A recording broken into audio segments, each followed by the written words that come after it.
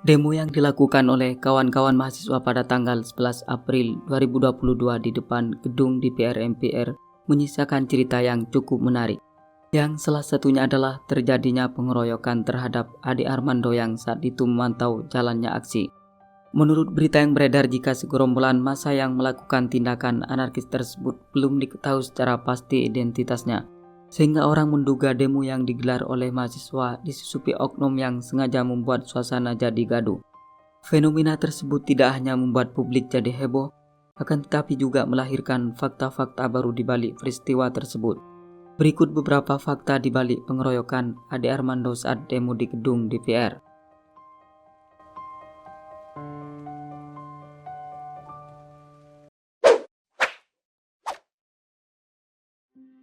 Pria yang diduga pertama kali memukuli Ade Armando.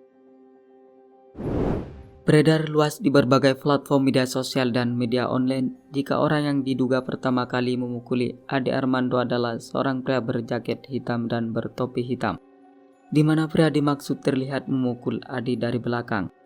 Tindakan yang dilakukan oleh pria tersebut rupanya membuat massa terprovokasi sehingga ikut serta memukul dan menghajarnya habis-habisan.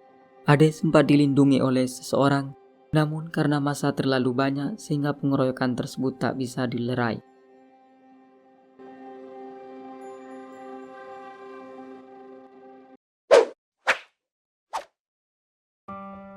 Pengeroyok teriaki Ade Armando penista agama. Dikabarkan jika sekelompok massa yang mengeroyok sempat meneriaki Ade Armando sebagai penista agama. Bahkan ada pula yang menyebutnya provokator. Hal itu rupanya membuat massa jadi semakin beringas dan membabi buta dalam menghajar dosen Universitas Indonesia tersebut.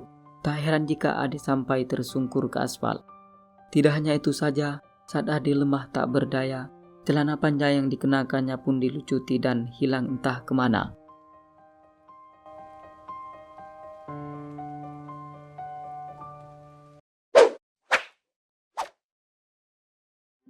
Ade Armando terlibat cekcok sebelum dikeroyok. Menurut berita yang Pekam kutip dari berbagai sumber, jika sebelum Ade Armando dikeroyok sempat beradu mulut dengan sejumlah orang, dan di sela-sela percekcokan tersebut sebagian dari mereka meneriaki Ade sebagai buzzer munafik dan pengkhianat. Tak lama setelah itu, Ade pun dikelilingi sejumlah orang dan kembali terlibat cekcok yang kemudian berujung pada pengeroyokan.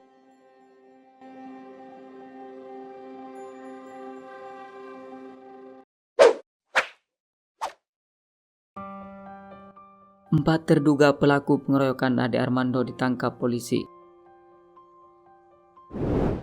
Empat terduga pelaku pengeroyokan Ade Armando dikabarkan telah teridentifikasi, di mana orang dimaksud adalah Dia Ul Haq, Ade Purnama, Tri Setiabudi Purwanto, dan Abdul Latif. Hal itu senada dengan apa yang disampaikan oleh Kabid Humas Polda Metro Jaya, Kombes Indra Sulpan pada tanggal 11 April 2022. Jika pelaku memang telah teridentifikasi dan sudah ditargetkan akan segera ditangkap. Dilansir dari newsdetik.com, jika pelaku diamankan pada Selasa malam.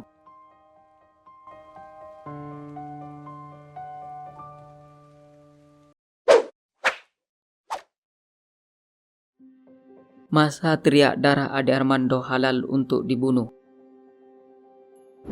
Massa yang mengeroyok Ade Armando berteriak jika darah dosen Universitas Indonesia tersebut halal untuk dibunuh. Hal itu ternyata memantik reaksi Ketua Majelis Ulama Indonesia bidang fatwa, Asrorun Niam, yang mengatakan jika dirinya tidak setuju dengan tindakan tersebut, mengingat seseorang hanya dianjurkan menegakkan kebenaran dengan cara yang benar tanpa adanya tindakan anarkis, apalagi sampai mencelakakan orang lain. Begitupun Sekretaris Umum PP Muhammadiyah Abdul Mukti menyebut tindakan pengeroyokan yang dialami oleh Ade tidak dapat dibenarkan. Sebab menurutnya agama Islam melarang umat manusia untuk melakukan kekerasan, apalagi terhadap orang yang tidak bersalah dan atas dasar ketidaksukaan.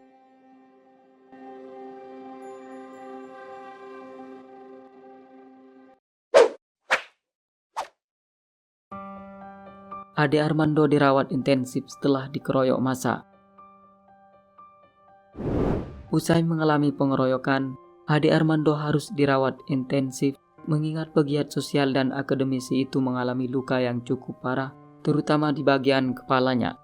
Menurut Kapolda Metro Jaya Irjen Fadil Imron, jika Adi sempat ditangani tim dokter Polda Metro Jaya, tetapi kemudian dilarikan ke rumah sakit.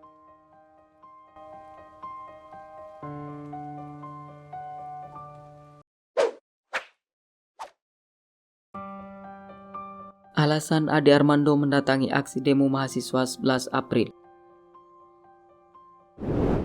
Kedatangan Ade Armando ke lokasi aksi demo pada tanggal 11 April 2022 tidak bermaksud untuk ikut aksi, melainkan bertujuan untuk mendukung atas langkah yang dilakukan oleh mahasiswa, yakni menolak perpanjangan jabatan presiden jadi 3 periode. Menurutnya, pemerintah, KPU dan DPR sepakat pemungutan suara jatuh pada tanggal 14 Februari 2024. Ia juga menambahkan siapapun partai politik yang bersikeras untuk memperpanjang masa jabatan presiden, maka harus tahu diri dan menyadari jika masyarakat tidak menyukai hal itu.